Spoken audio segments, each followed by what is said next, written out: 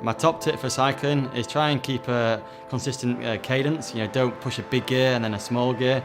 If you can keep your cadence at something that's comfortable throughout the whole ride, you'll end up riding faster.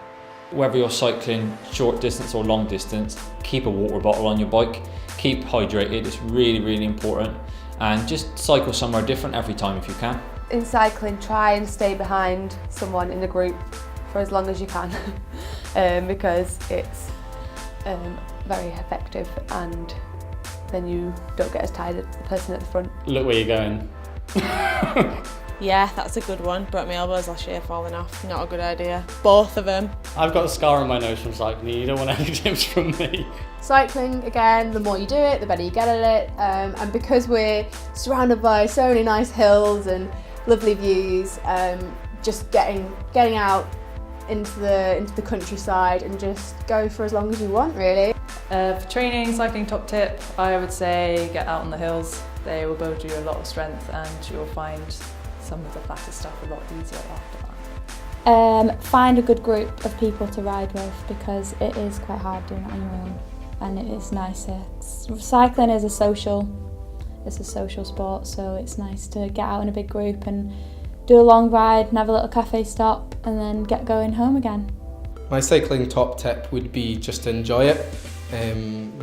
That's the biggest, the thing I found the hardest is to try and enjoy it. It's sometimes very miserable, but you just have to try and find a silver lining and just push on, get a memory in your head and just go for it. Make sure you practice your basic bike handling skills so you're confident on the bike and you're not scared of falling off. Bike handling, I think that's really important and people take it for granted. A good way to do that is to do cyclocross and mountain biking over the winter. Try going on a tandem. You go so fast downhill. You can tire yourself out a lot more if you're not very good at the cornering or descending, because you're constantly having to work to get on the pace.